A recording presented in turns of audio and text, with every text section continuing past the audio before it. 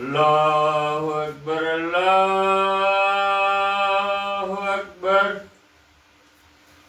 الله أكبر الله أكبر أشهد أن لا إله إلا الله أشهد أن لا إله إلا الله أشهد أن محمدا رسول الله أشهد أن محمدا رسول الله حي على الصلاة حي على الصلاة حي على الفلاح حي على الفلاح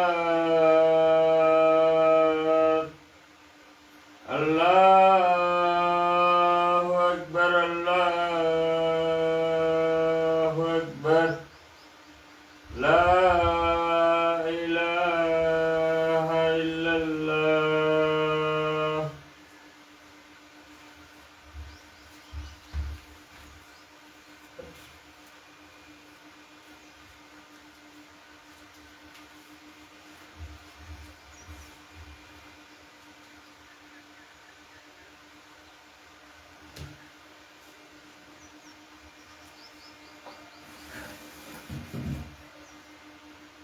السلام عليكم ورحمة الله وبركاته. الحمد لله إن الحمد لله نحمده ونستعينه ونستغفره ونؤمن به ونتوكل عليه ونعوذ بالله من شرور أنفسنا من سيئات أعمالنا من يهده الله فلا مضل له ومن يضلل فلا هادي له وأشهد أن لا إله إلا الله وأشهد أن محمدا عبده ورسوله أما بعد فأعوذ بالله من الشيطان الرجيم يا أيها الناس اتقوا ربكم الذي خلقكم من نفس واحدة وخلق منها زوجها وبث منهما رجالا كثيرا ونساء واتقوا الله الذي تساءلون به والأرحام إن الله كان عليكم رقيبا يا أيها الذين آمنوا اتقوا الله حق تقاته ولا تموتن إلا وأنتم مسلمون يا أيها الذين آمنوا اتقوا الله قولوا قولا سديدا يصلح لكم أعمالكم ويغفر لكم ذنوبكم ومن يطع الله ورسوله فقد فاز فوزا عظيما إن أصدق الحديث كتاب الله وأحسن الهدي هدي محمد صلى الله عليه وسلم وشر الأمور محدثاتها كل محدثة بدعة كل بدعة ضلالة وكل ضلالة في النار. இவ்வுலகிற்கு இறுதித்தூதராக அனுப்பப்பட்டிருக்கிற நபி பெருமானார் ஸல்லல்லாஹு அலைஹி வஸல்லம் அவர்களின் மீதும் அவருடைய வாழ்க்கை வரலாற்றினை தன்னுடைய வாழ்க்கை நெறியாக ஏற்று பின்பற்றி வாழ்ந்து மறைந்திருக்கிற சத்திய சஹாபாக்கள் மீதும் சஹாபிய பெண்மணிகள் மீதும் இந்த ஜுமா தினத்தன்று இங்கே ஒருவரும் இருக்கிற நாம் அனைவரின் மீதும் அல்லாஹ்வினுடைய சாந்தியும் சமாதானமும் அன்பும் அருளும் என்றென்றும் நிலவட்டுமாக துஆ செய்து கொண்டவனாகவும் அல்லாஹுவை பயந்து கொள்ளுங்கள் என்று உங்களுக்கும் எனக்கும் உபதேசம் செய்து கொண்டவனாகவும் இந்த ஜுமாவுடைய உரையை ஆரம்பம் செய்கிறேன். எல்லாம் வல்ல அல்லாஹ்வின் நல்லடியார்களே, புனிதமிகு ரமலானுடைய மாதத்தில் இறைவனால் கடமையாக்கப்பட்டிருக்கிற நோன்புகளை நோற்றவர்களாக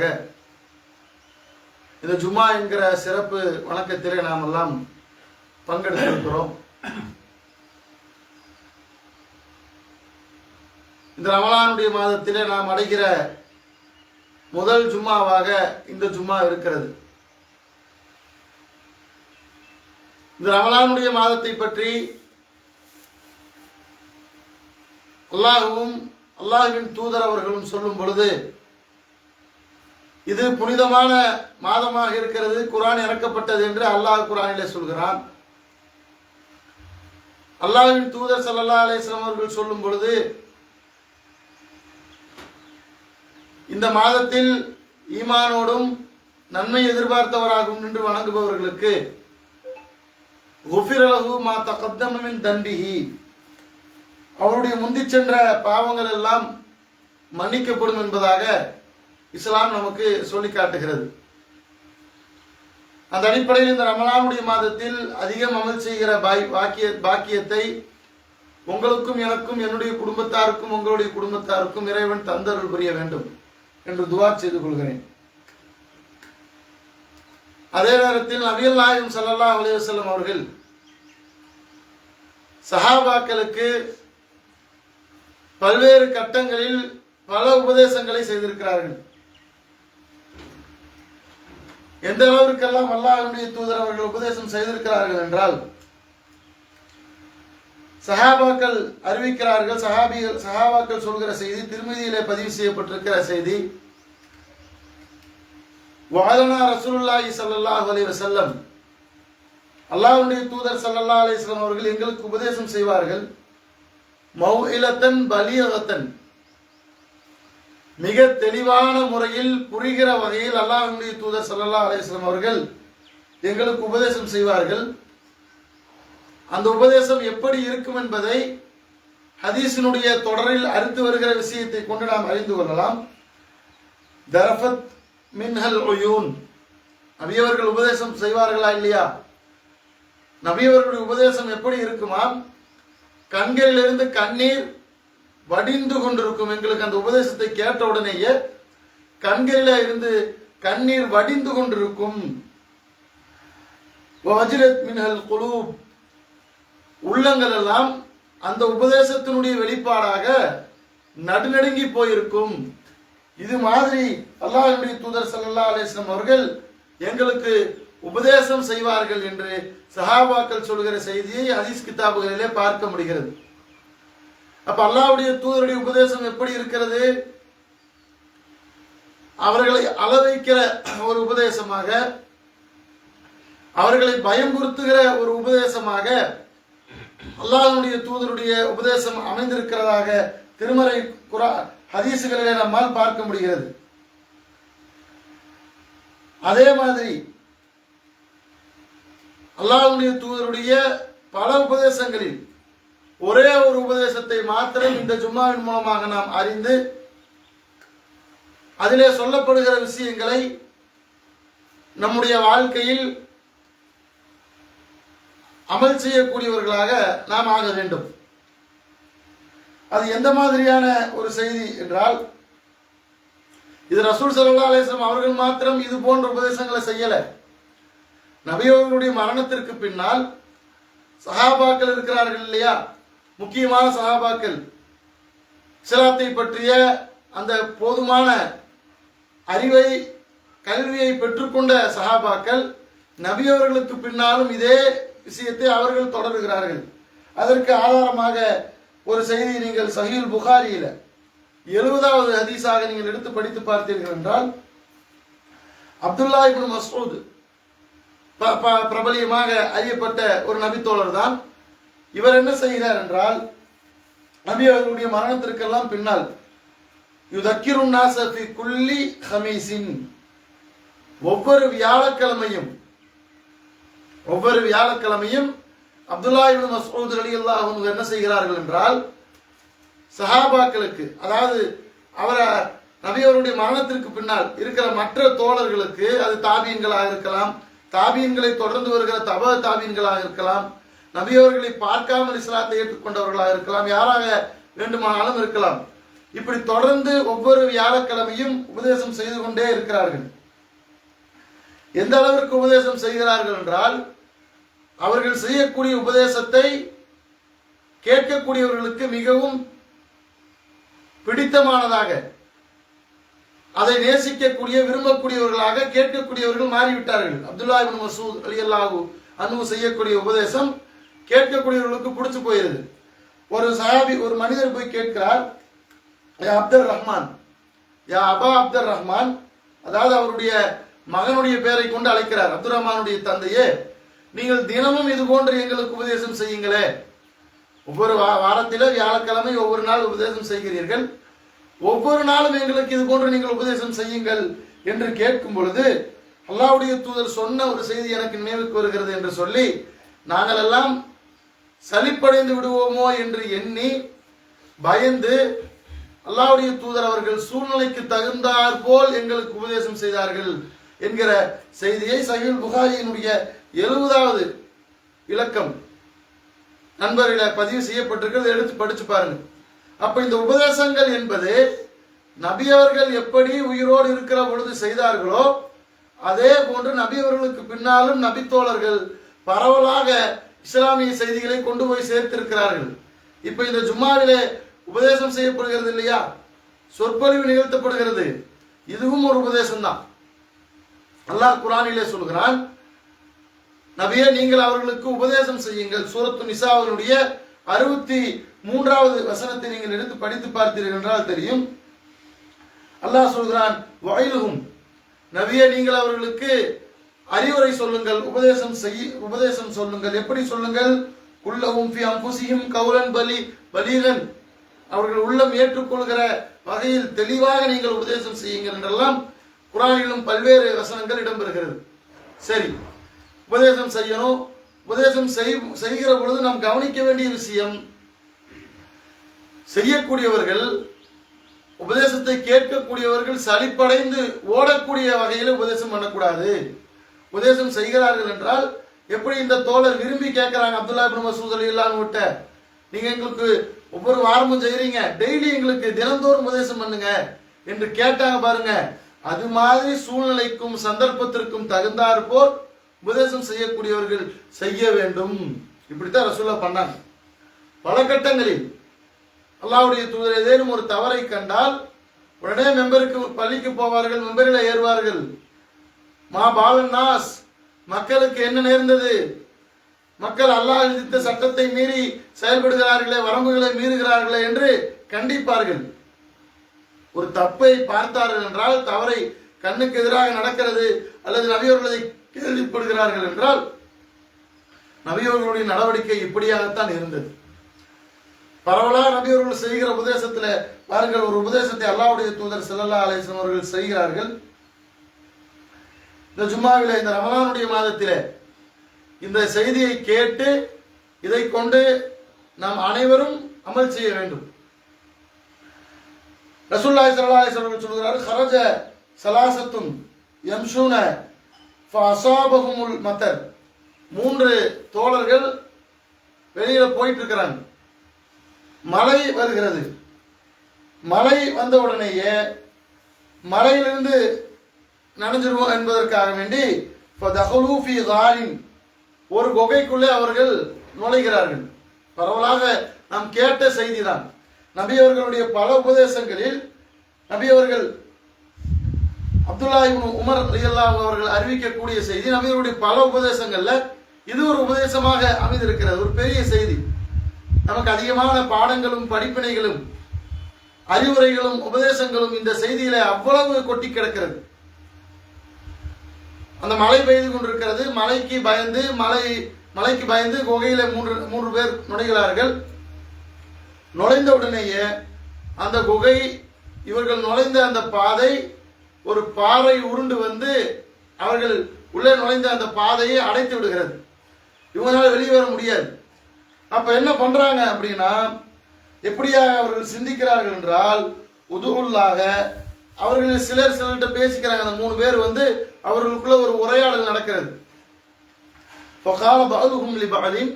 அவர்களில் சிலரிடத்துல சொன்னார்கள். எப்படி சொன்னார்கள் என்றால், உதுவுல்லாக, நாம் அல்லாஹ்விடத்தில் துஆ செய்வோம். எப்படி துஆ செய்வோம்? பி அஃலலி அமலின் அமல்துமுஹு, நாம் இதுவரை நல்ல அமல்கள் செய்திருப்போம்ல, அந்த அமல்களை கொண்டு அல்லாஹ்விடத்துல நாம் துஆ செய்வோம். பாருங்க, இந்த ஹதீஸ்ல நமக்கு கிடைக்கிற முதல் படிப்பினை என்னவென்றால், ஒரு இக்கட்டான சூழ்நிலை, ஒரு கஷ்டம், இதில் அல்லாஹ்வை தவிர யாரும் காப்பாற்ற முடியாது என்பதை அவர்கள் உணர்ந்து கொள்கிறார்கள். அப்ப என்ன பண்றாங்கன்னா, முதலில் அல்லாஹ்விடத்தில் உதவி தேடுவோம். இந்த செய்தியில நாம் பார்க்கிற முதல் பாடம் என்னவென்றால், முதல்ல அல்லாஹ்ட்ட உதவி கேட்போம். ஏன்னா அல்லாஹ்வை தவிர யாரும் நமக்கு உதவ முடியாது என்பதை உணர்ந்தவர்கள் அல்லாஹ்ட்ட துவா செய்வாங்க. எப்படி துவா செய்யறாங்க? நம்முடைய வாழ்நாட்கள்ல அதுல உள்ள நுழைஞ்சவருக்கு ஒருத்தருக்கு 50 வயசு இருக்கலாம், ஒருத்தருக்கு 20 வயசு இருக்கலாம், ஒருத்தருக்கு 40 வயசு இருக்கலாம். வயது ஹதீஸ்களிலே குறிப்பிடப்படலை. அப்படி குறைந்த வயது உள்ளவர்களோ அதிக வயது உள்ளவர்களோ வயது அதில் குறிப்பிடப்படலை. வயது தேவையும் இல்லை. அவர்கள் செய்த நல்ல அமல்களை அல்லாஹ்விடத்தில் முன்வைக்கலாம். முன்வைத்து அதன் மூலமாக அல்லாஹ்விடத்தில் உதவி தேடலாம், அல்லாஹ்வை நாம் அழைக்கலாம் என்று முடிவு செய்யப்படுகிறது. இந்த 3 பேர் வராங்கல்ல, அதிலே முதலாமானவர் என்ன செய்கிறார் என்றால், இறைவா, நான் ஆடு மேய்க்கக்கூடியவனாக இருக்கிறேன், நான் மேய்க்கக்கூடியவனாக இருக்கிறேன், எனக்கு பெற்றோர்கள் இருக்கிறார்கள், வயதான பெற்றோர்கள் இருக்கிறார்கள். நான் என்னுடைய ஆட்டையெல்லாம் மேய்த்து முடித்து விட்டு திரும்பி என்னுடைய வீட்டுக்கு வரும் பொழுது பாலை கறந்து வருவேன். அந்த ஆட்டில இருந்து பாலை கறந்து வருவேன். கறந்து வந்து என்னுடைய பெற்றோர்களுக்குத்தான் முதலிலே தருவேன். அவர்கள் குடித்ததற்கு பின்னால் என்னுடைய பிள்ளைகள், என்னுடைய மனைவிகள், என்னுடைய மனைவி அந்த பாலை குடிப்பார்கள் என்று இவர் அந்த இதை முன்வைக்கிறார். முன்வைத்துட்டு சொல்றாரு, இது மாதிரி தினமும் நடந்து கொண்டிருக்கிறது. ஒரு நாள் நான் ஆடுகளை மேய்த்து விட்டு வருவதற்கு சற்று தாமதமாகிவிட்டது. அப்பொழுது பாலை கறந்து நான் கொண்டு வருகிறேன். என்னுடைய பெற்றோர்களோ உறங்கி விட்டார்கள். அப்ப அவர்களை எழுப்ப எனக்கு மனம் இல்லாமல், தூக்கத்தை கெடுக்க வேண்டாம், எழுப்ப மனம் இல்லாமல் அவர்கள் எழும் வரை கறந்து வந்த பாலை வைத்து காத்து கொண்டிருந்தேன். யாரெல்லாம் காத்துட்டு இருக்கிறாங்க? ஹதீஸ்ல வருகிறது, அந்த மனிதர் சொல்கிறார், என்னுடைய காலுக்கு கீழாக என்னுடைய குழந்தை பாலை எதிர்பார்த்து படுத்துக் கொண்டிருக்கிறது. என்னுடைய குழந்தை காலுக்கு கீழாக இருக்கிறது. என்னுடைய மனைவி காத்து கொண்டிருக்கிறாள். என்னுடைய குழந்தைக்கும் நான் அந்த பாலை கொடுக்கல, என்னுடைய மனைவிக்கும் நான் கொடுக்கல. நான் யாருக்கு கொடுத்த? முதல்ல என்னுடைய பெற்றோர்கள் தூங்கி எழுந்த உடனேயே பெற்றோர்களுக்கு கொடுத்து விட்டுதான் என்னுடைய பிள்ளைக்கும் மனைவிக்கும் கொடுத்தேன். இதை நீ அறிவாய். ஆகவே இறைவா, இந்த கஷ்டத்தில இருந்து பாறை அடைச்சிருச்சு இல்லையா, இந்த இந்த அடைக்கப்பட்ட இந்த வழியை எங்களுக்காக நீ திறந்து விடுவாயாக. நான் இதை உனக்காக மட்டும்தான் செய்தேன், வேறு எந்த எதிர்பார்ப்புகளும் இல்லை என்று சொல்லி அவர் முதல் கட்டமாக துவா செய்கிறார். பாறை கொஞ்சம் விலகுகிறது. அவர் எப்படி செய்கிறார்னா, எங்களுக்கு வானத்தை கூட பார்க்க முடியல, உள்ள இருக்கிறோம், இருளா இருக்கிறது, பாறை அந்த குகை மறைச்சிருது இல்ல, எங்களுக்கு அந்த வானத்தை நாங்கள் பார்க்கிற மாதிரி எங்களுக்கு உதவி செய். அப்படின்னா ஒரு இடைவெளி, ஒரு வழியை எங்களுக்கு காட்டி அந்த வானத்தை பார்ப்பதற்கு, அது போல வெளியே வரக்குங்கிற மாதிரியான துவா செய்கிறார். பாறை கொஞ்சம் விலகுகிறது. அதற்கு அடுத்து ஒருவர் என்ன துவா செய்கிறார் என்றால், இரண்டாவதானவர் துவா செய்கிறார், என்னுடைய தந்தையின் உடன் பிறந்தவரின் மகள் ஒருத்தி இருந்தார். எந்த ஆணும் எந்த பெண்ணையும் விரும்புவதை விட நான் அவளை கூடுதலாகவே விரும்பினேன். ஒரு நாள் அவள் சொன்னால், எனக்கு 100 தீனாரை நீ தரும் வரை என்னை நீ அடைய முடியாது என்று அவள் சொன்னாள். சொன்ன உடனேயே நான் கஷ்டப்பட்டு உழைத்து அந்த 100 தீனார்களை நான் கொண்டு வந்து அவளிடத்திலே கொடுத்து விட்டு என்னுடைய ஆசைக்கு இணங்குமாறு நான் அவளை அழைத்தேன். ஹதீசுகளிலே பதிவு செய்யப்படுகிறது, அந்த குகையிலே அடைபட்ட அந்த இரண்டாவமான நபர் அவருடைய சிறிய தந்தையின் மகள்னு சொன்னாங்க இல்லையா, அவருடைய காலுக்கு நடுவே அமர்ந்து விட்டார். அமர்ந்த உடனேயே அந்த பெண்மணி சொன்னார், இத்தத்தில்லா, நீ அல்லாஹ்வை பயந்து கொள், ஹலாலான முறையில இல்லாமல் என்னை ஹராமான முறையில அடையாதே என்பதை சொன்ன உடனேயே நான் அதிலிருந்து மீண்டு விட்டேன். ஆகவே எனக்கு நீ உதவி செய்வாயாக. இந்த அடைக்கப்பட்ட இந்த பாறையில் நாங்கள் வெளியே போவதற்கு எங்களுக்கு ஒரு வாயிலை ஏற்படுத்தி கொடு, வழி ஏற்படுத்தி கொடு என்று கேட்ட உடனேயே பாறை இன்னும் சற்று திறக்கிறது. அதற்கு அடுத்து மூன்றாவதாக ஒரு மனிதர் இருக்கிறார். அவரை பற்றி ஹதீசுகளிலே பதிவு செய்யப்பட்டிருக்கிறது. அவர் சொல்கிறார், இந்த சாவு கேழ்வரகு கூலிக்கு நான் ஒரு வேலையாளை அமர்த்தி இருந்தேன். அந்த வேலையால் வேலை செய்துவிட்டு நான் கூலியை கொடுத்த போது அதை அவர் வாங்க மறுத்து விட்டார். மறுத்த உடனேயே அந்த கேழ்வரகுகளை எல்லாம் நான் எடுத்து விவசாயம் செய்ய ஆரம்பித்தேன், பயிர் செய்தேன். அந்த வருமானத்தில் மாடுகளையும் அதை மேற்பவரையும் நான் விலைக்கு வாங்கினேன். பிறகு சிறிது காலம் கழித்து அந்த சம்பளம் வாங்காம போயிருப்பார்ல, அவர் மீண்டும் கேட்கிறார், எனக்கு சம்பளத்தை கொடுங்க என்று கேட்கும் பொழுது இந்த இந்த இந்த விளைச்சல் நிலமும் இந்த கேழ்வரகு பயிர் செய்யப்பட்டிருக்கிற இந்த இடமும் இந்த மாடும் மாட்டை மேய்ப்பவர்களும் எல்லாம் உனக்குத்தான் சொந்தம் என்று சொன்ன உடனேயே அந்த கூலி கேட்க வந்தவர் கேட்கிறார், என்ன கேலி பண்றீங்களா? நான் வேலை செஞ்ச என்னுடைய கூலியே சம்பளத்தை நான் வாங்க வந்திருக்கிறேன். சம்பளத்தை வாங்க வந்த எந்த போய் இந்த கேழ்வரகு பயிர் செஞ்ச இந்த இடம் இந்த பயிரெல்லாம் உனக்குத்தான், இந்த மாடுகளும் மாடுகளை மேய்ப்பவர்களும் உனக்குத்தாங்கிறீங்களே, கேலி செய்கிறீர்களா என்று கேட்ட உடனேயே, இல்லை நீ வாங்காம போயிட்ட, நான் அதை பயிர் செய்தேன், அதிலிருந்து வரக்கூடிய வருமானத்திலே மாடுகளை வாங்கினேன், மேய்ப்பவர்களையும் வாங்கியிருக்கிறேன், இதுவெல்லாம் உனக்குத்தான் சொந்தம், நீ எடுத்துக்கொண்டு போ என்று சொல்லி இவர் இந்த நன்மையை இறைவனிடத்திலே முன்வைத்து மூன்றாவதாக இருக்கக்கூடிய இவர் இதை முன்வைத்து அல்லாஹ்விடத்திலே துஆ செய்கிறார். அவர்களுக்கு அந்த குகையில இருந்து வெளிவருவதற்கு இறைவன் அருள் செய்தார் என்கிற செய்தியை சஹீஹுல் புகாரியில நம்மால் பார்க்க முடிகிறது. 2215 செய்தி 15வது செய்தியாக பாடம் 98 பதிவு செய்யப்பட்டிருக்கிறது. அப்ப நபி அவர்கள் செய்த பல உபதேசங்களில் இது ஒரு உபதேசம். ஆனால் இந்த உபதேசத்தில எவ்வளவு படிப்பினைகள் நமக்கு இருக்கிறது, எவ்வளவு பாடங்கள் இருக்கிறது. இன்றைக்கு தொழில் எவ்வளவு நெருக்கடியான சூழ்நிலையை நாம் சந்தித்துக் கொண்டிருக்கிறோம். வியாபாரத்தில் நஷ்டம் ஏற்பட்டிருக்கிறது, குடும்பத்தில் பிரச்சனை இருக்கிறது, குடும்பத்தில் இருப்பவர்களுக்கு ஏதாவது உடல்நிலை சரியில்லாமல் இருக்கிறது, நோய்வாய்ப்பட்டிருக்கிறது. இது எல்லாம் அல்லாஹ்ட்ட துஆ செய்கிறோம், அல்லாஹ் தான் காப்பாற்றணும்னு கேட்கிறோம். ஆனால் இந்த துஆவில இருந்து நாம் பெறக்கூடிய படிப்பினை என்ன, நாம் எடுக்கக்கூடிய விதி என்ன, சட்டங்கள் என்ன? நம்ம அமல் செய்ய யாரும் அமல் செய்யாம இல்லை. எப்பேற்பட்ட தவறை செய்யக்கூடியவனாக இருந்தாலும் கொடியவனாக இருந்தாலும் ஏதாவது ஒன்று ரெண்டு நல்லதாவது பண்ணியிருப்பான். அப்போ நல்லதை அதிகமாக செய்யக்கூடிய நாம் நம்முடைய வாழ்நாட்களில் எத்தனை நல்ல காரியங்களை செய்திருப்போம். தொழுகிறோம், கடமையான தொழுகைகளை சரியான முறையிலே தொழுகிறோம். நோன்பினுடைய மாதம் வந்தால் நோன்பை வைக்கிறோம். கடமையான தொழுகைகளை தொழாதவர்கள் எத்தனை பேர் இருக்கிறார்கள்? நம்முடைய குடும்பத்தில் இருப்பாங்க, நம்முடைய நட்பு வட்டாரத்தில் இருப்பாங்க, நம்முடைய பக்கத்து வீடுகளில் இருப்பாங்க. எத்தனை பேர் கடமையான தொழுகைகளை கூட தொழாமல் இருப்பார்கள்? அதெல்லாம் கடமையாக்கப்பட்ட ஒன்று இல்லையா? அதுக்கு எந்த சலுகையுமே இல்லை. மற்ற வணக்கங்களுக்காவது இஸ்லாம் சலுகைகளை சொல்கிறது. இப்ப முடியலையா, அப்புறம் தொழுகைங்கன்னு சொல்கிறது. இந்த தொழுகைக்கு மாத்திரம் நின்று தொழுக முடியவில்லையா, உட்கார்ந்து தொழுங்க. உட்கார்ந்து தொழுக முடியவில்லையா, படுத்து தொழுங்க. பயணம் போகிறீர்களா, 4 ரக்காயத்தா 2 தொழுங்க. இல்ல நீங்கள் அசர் நேரத்துல லொகர் நேரத்துல பயணம் செய்கிறீர்களா, அசரையும் லொகரையும் சேர்த்து தொழுங்கள்.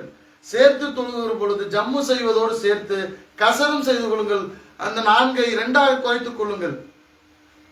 பெண்களுக்கு மாத்திரம் அவருடைய இயற்கை உபாதையாக இருக்கிற மாதவிடாய் ஏற்பட்டிருக்கிற பொழுது மாத்திரம்தான் தொழாமல் இருக்க முடியும். ஆண்களுக்கு அந்த மாதிரியான எந்த விதிவிலக்குமே இல்லை. பெண்களும் பயணம் போனா 4 2 தான் தொழுகணும். உடல்நிலை சரியில்லைன்னா நின்று தொழுக முடியும்னா உட்கார்ந்து தொழுகணும்.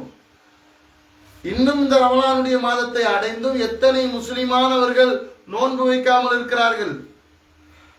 எவ்வளவு கடமையான ஒரு விஷயம்.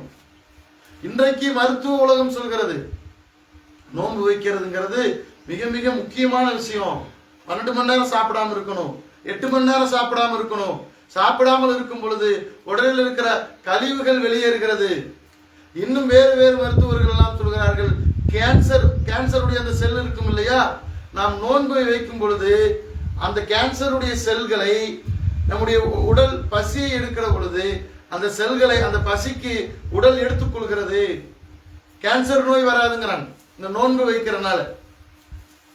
ஆனா இந்த மாதிரி கேன்சர் நோயிலிருந்து தப்பிக்கிறதுக்கு நான் உடல் எடையை குறைக்கிறதுக்கு நோன்பு வைக்கிறேன் ஒருத்தர் வைத்தால் அவருக்கு அல்லாஹ்விடத்துல கூலி கிடைக்காது. நோன்பினுடைய கூலியை அவர் பெற்றுக்கொள்ள மாட்டார். அது சுன்னத்தான நோன்பா இருந்தாலும் கூலி கிடைக்காது, பரலான நோன்பா இருந்தாலும் கூலி கிடைக்காது. அப்ப எப்போ கூலி கிடைக்கும்? அல்லாஹ் சொன்னா நான் நோன்பு வைக்கிறேன், இதுதான் முஸ்லிம்களுடைய நம்பிக்கை. இப்படி நோன்பினுடைய மாதத்திலும் எத்தனை பேர் நோன்பு வைக்காமல் இருக்கிறார்கள்? வசதி இருந்தும் தான தர்மங்கள் செய்யாமல் எத்தனை பேர் இருக்கிறார்கள்? பொருளாதாரத்தை முடிந்து வைத்துக் கொள்கிறார்கள். வசதி இருந்தும் மத்திய செய்யாமல் எத்தனை பேர் இருக்கிறார்கள்? அவர்களுக்கு மத்தியில் நாம் நிறைய நல்ல அமல்களை செய்கிறோம்.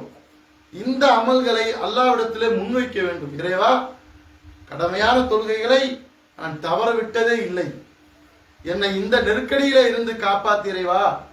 அல்லாஹ்விடத்திலே நீங்கள் கையேந்தி பிரார்த்தித்தால் அல்லாஹ் நிச்சயம் பதிலளிப்பான். ஆதாரம் இருக்கிறது. சஹீஹுல் புகாரியில 2215வது செய்தியாக பதிவு செய்யப்பட்டிருக்கிறது. செய்த நன்மையை முன்வைத்து இறைவனிடத்திலே கஷ்டத்திலே இருந்து மீண்டு வர துவா கேட்டார்கள், உதவி கேட்டார்கள். இறைவன் உதவியை கொடுத்தான். நமக்கு கொடுக்க மாட்டானா? நம்முடைய வீடுகளில் பெற்றோர்களுக்கோ சகோதர சகோதரிகளுக்கோ பிள்ளைகளுக்கோ உடல்நிலை சரியில்லாமல் இருக்கிறது, அல்லது ஒரு தீராத நோய் இருக்கிறது, தொடர்ந்து மருந்து எடுத்துக் கொண்டிருக்கிறார்கள். அதைக்கும் கேட்கலாம், யா அல்லாஹ், நான் ரமலானுடைய மாதத்தில் எவ்வளவு வெயில். நேற்றெல்லாம் நீங்கள் பார்த்தீர்கள் என்றால் பெண்கள் வீட்டில் இருப்பதால் அந்த வெயில் பெருசா தெரியறதில்லை. ஆண்கள் வெளியே போயிட்டு வேலைக்காக போயிட்டு வருகிறவர்களுக்கு கேட்டு பார்த்தீர்கள் என்றால் வெயிலுடைய தாக்கம் அவ்வளவு இருக்கிறது. நோன்பு வைத்த அதுபோக பள்ளிக்கு போகக்கூடிய பிள்ளைகள் நோன்பு வச்சுட்டு போறாங்க, ஸ்கூலுக்கு போறாங்க, அங்க உட்காந்து படிக்கிறாங்க, வெயில்ல எந்திரிச்சு வர்றாங்க, இங்கிருந்து ஸ்கூலுக்கு போறாங்க வர்றாங்க. அந்த குழந்தைகளும் அப்படி தாங்கிக் கொள்கிறது. தாகம் அப்படி எடுக்கும் அந்த வெயிலுக்கு. எல்லாம் கடுமையான வெயில் அடித்த பொழுதும் கூட நீ சொன்னதற்காக நான் நோன்பு வைத்தேன், எனக்கு இந்த பொருளாதார நெருக்கடியிலிருந்து வெளியே கொண்டு வா, இந்த நோயிலிருந்து என்னை காப்பாற்று, என் குழந்தையை காப்பாற்று, என் குடும்பத்தை காப்பாற்று கேட்டால் அல்லாஹ் ஏற்றுக்கொள்ள மாட்டானா? ஏற்றுக்கொள்வான் என்பதற்கு அதிகமான ஆதாரம் ஹதீசுகள் இருக்கிறது. இது ஒரு வகை. நன்மையை செய்து அல்லாஹ்விடத்தில் கேட்கிறது. தீமையை விட்டு தவிர்த்திருப்போம் பாருங்க. இறைவா, இந்த மாதிரியான சந்தர்ப்பங்களில் ஒரு தீமையை நான் செய்ய போனேன், உன்னுடைய பயம் வந்தது, இது ஹராம் என்று எனக்கு தெரிந்தது, இதை செய்யக்கூடாது என்பதை நான் உணர்ந்து கொண்டேன், அதிலிருந்து நான் மீண்டு வந்தேன், இறைவா எனக்கு கஷ்டத்தை நீக்குன்னு கேட்கலாம். இதுல ரெண்டு இருக்கிறது இந்த செய்திகள்ல. ஒன்னு செய்த நன்மையை இறைவனிடத்திலே முன்வைத்து உதவி கேட்கலாம். மற்றொன்று தீமையான விஷயங்களை நாம் செய்யாமல் போயிட்டு திரும்பி வருவோம்ல, இது ஹராமு, நம்ம ஹராமானதை செய்யக்கூடாது, இது இறைவன் தடுத்திருக்கிறான். ஒருத்தரை பத்தி புறம் பேசுறோம்னு வைங்க, நல்லா இருக்கும் இல்லாத ஆளை பத்தி பேசுறதுக்கு. பேச தூங்குகிற பொழுதோ அல்லது பேச ஆரம்பித்த உடனேயோ தப்புன்னு தெரிஞ்சு அந்த சபையிலிருந்து எந்திரிச்சு வர்றோம், இல்ல வேற பேச்ச மாத்துறோம், இல்ல பேசாதீங்கன்னு சொல்றோம் பாருங்க, இந்த தீமையிலிருந்து வர்றோம் பாருங்க. இதை அல்லாஹ்விடத்திலே முன்வைக்கலாம். இறைவா, இந்த தவறை நான் உனக்கு பயந்து செய்யாமல் இருந்தேன், என்னுடைய கஷ்டத்தை நீக்கு, நஷ்டத்திலிருந்து எனக்கு ஒரு ஈடேற்றத்தை கொடு, எனக்கு வெற்றியை கொடு, நான் பலகீனப்பட்டு போயிருக்கிறேன், நான் மிகவும் பலகீனமானவன், என்னால் எதுவுமே முடியாது, எல்லாம் உன்னால் தான் முடியும் என்ற உறுதியான நம்பிக்கையோடு நாம் செய்த நன்மைகளை கொண்டு இறைவனிடத்தில் உதவி தேடலாம். நாம் தீமையிலிருந்து திரும்பி விலகி வந்திருப்போம் பாருங்க, தடுத்து அதை கொண்டும் நாம் இறைவனிடத்தில் உதவி தேடலாம். அப்படிப்பட்ட நல்ல மக்களாக இந்த நோன்பிலும் சரி, இதை கொண்டு நிறைய நன்மைகள் செய்திருப்போம். ஏழைகளுக்கு உணவளிச்சிருப்போம், தர்மம் கொடுத்திருப்போம், பள்ளி கட்டுவதற்கு பொருளாதாரத்தை கொடுத்திருப்போம், பள்ளியினுடைய நிர்வாக செலவுகளுக்கு கொடுத்திருப்போம். எப்படி கொடுத்திருந்தாலும் ஒரு நன்மையை நாம் செய்திருந்தால் அந்த நன்மையை முன்வைத்து இறைவனிடத்தில் கேட்கலாம் என்பதை நபிகள் நாயகம் ஸல்லல்லாஹு அலைஹி வஸல்லம் அவர்கள் நமக்கு காட்டி தருகிறார்கள்.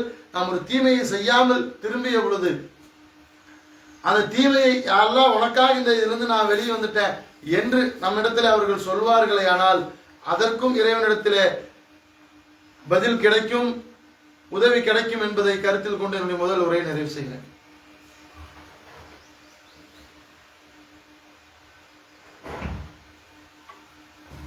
அல்ஹம்துலில்லாஹி ரப்பில் ஆலமீன் வல் ஆகிபத்து லில் முத்தகீன் வஸ்ஸலாத்து வஸ்ஸலாமு அலா மன் கான நபிய்யுஹு வ அலா ஆலிஹி வஸஹ்பிஹி அஜ்மஈன். எல்லாம் வல்ல அல்லாஹ்வின் நல்லடியார்களே, அல்லாஹ்விடத்தில் எப்படியெல்லாம் உதவி தேட சொல்லி நபி அவர்கள் நமக்கு உபதேசம் செய்திருக்கிறார்கள். நபி அவர்களுடைய பல உபதேசங்களில் இது போன்ற பல சட்டங்களை, பல விதிகளை நாம் எடுத்துக்கொள்கிற உபதேசங்களை நிறைய செஞ்சிருக்கிறாங்க அல்லாஹ்வுடைய தூதர். இந்த ஒரு செய்தி மட்டுமல்ல, இதை இன்னும் ஆழமாக நாம் சொல்ல வேண்டும் என்றால், பெற்றோர்கள் இங்க எல்லாமே இருக்கிறோம். வயதானவர்கள் அவர்களுடைய பெற்றோர்களை அடைந்திருப்பார்கள், மௌத்தா போயிருப்பாங்க, அவங்களுக்கு பணிவிடைகளை செய்திருப்பார்கள். அதை வைத்தும் அல்லாஹ்விடத்தில் கேட்கலாம், அல்லாஹ் என்னுடைய பெற்றோர்களை நான் கண்ணியப்படுத்தி கொண்டிருக்கிறேன், அவர்களை மரியாதை குறைவாக நான் நடத்தியதில்லை, அவருடைய தேவைகளை நான் நிவர்த்தி செய்திருக்கிறேன், அவர்களுக்கு மருத்துவம் பார்த்திருக்கிறேன், எல்லாம் என்னென்ன செஞ்சீங்களோ உங்க பெற்றோர்களுக்கு எல்லாத்தையும் அல்லாஹ்விடத்துல முன்வைக்கலாம். அதே போன்று கம்பெனி வேலை செய்யக்கூடியவர்களாக இருந்தால் வேலை செய்யக்கூடியவர்களிடத்துல நல்ல விதமா நடந்திருப்போம் இல்லையா, அவங்களுக்கு உணவு அளிச்சிருப்போம், அவங்களுடைய கஷ்ட நேரத்தில் அவங்களுக்கு தோல் கொடுத்திருப்போம், பொருளாதாரத்தை கொடுத்து உதவி இருப்போம். அவர்கள் குடும்பத்தில் ஒரு கஷ்டம் என்று வந்தால் நாம் போய் முதல்ல நின்று அவர்களுக்கு அதை செய்து கொடுத்திருப்போம். அதையெல்லாம் அல்லாஹ்விடத்துல முன்வைக்கலாம். எந்த அமலை வேண்டுமானாலும் முன்வைக்கலாம். இந்த ஹதீஸில் பெற்றோரை பராமரித்ததை குறித்து அந்த ஒரு முதல் மனிதர் இறைவனிடத்தில் முறையிடுகிறார், பாறை விலகுகிறது. இரண்டாமானவர் ஒரு ஹராமான விஷயத்திற்கு செய்ய துணிந்து அல்லாஹ்வை பயந்து கொள் என்று சொன்ன உடனேயே அல்லாஹ்வுடைய நினைவின்பால் அல்லாஹ்வின்பால் திரும்பினார், அதற்காக பாறை கொஞ்சம் விலகியது. மூன்றாமானவர் தன்னுடைய பணியாளரிடத்திலே சரியாக நடந்து கொண்டதால் அவருடைய பொருளை, அவருடைய உரிமையை அவரிடத்திலேயே எத்தனை நாட்கள் ஆனாலும் கழித்து ஒப்படைத்ததால் பாறை முழுவதுமாக விலகியது என்ற செய்தியை பார்க்கிறோம். குர்ஆனில் அல்லாஹ் சொல்லும் பொழுது, ஃபதக்கிர், நபியே நீர் அவர்களுக்கு உபதேசம் செய், இன்னத்திக்ரா தன்ஃபவுல் முஃமினீன், நீங்கள் உபதேசம் செய்கிற முஸ்லிம்களுக்கு அந்த உபதேசம் முஃமின்களுக்கு பயனளிக்கும். ஆக அந்த உபதேசங்கள் எல்லாவற்றையும், இது மட்டுமல்ல, எல்லா ஜும்மாக்களிலும் உபதேசம் செய்யப்படுகிறது. ஃபேஸ்புக்ல, வாட்ஸ்அப்ல, யூடியூப்கள்ல, எல்லா இடத்திலும் இன்றைக்கு பல விஷயங்கள், பல பயான் தொகுப்புகள் இன்றைக்கு கையில் இருக்கிறது. எல்லாவற்றையும் கேட்டு எதையெல்லாம் கேட்டோமோ அதையெல்லாம் அல்லாஹ்விற்காக எந்த கலப்பும் இல்லாமல், இதுல அதுவும் ஒரு விஷயம் சொல்லப்படுகிறது, உனக்காகத்தான் நான் செய்தேன் என்பதையும் அல்லாஹ்விடத்துல முன்வைக்கிறார்கள். ஆக எந்தெல்லாம் கேட்டோமோ அதையெல்லாம் நம்முடைய வாழ்வில நடைமுறைப்படுத்தக்கூடிய நன்மக்களாக இறைவன் உங்களையும் என்னையும் என்னுடைய குடும்பத்தாரையும் உங்களுடைய குடும்பத்தாரையும் ஆக்கி அருள் புரிய வேண்டும் என துஆ செய்தவனாக நம்முடைய உரையை நிறைவு செய்கிறேன். வாஹிர்தவனா அல்ஹம்துலில்லாஹி ரப்பில் ஆலமீன். அஸ்ஸலாமு அலைக்கும் வரஹ்மத்துல்லாஹி வபரகாத்துஹு.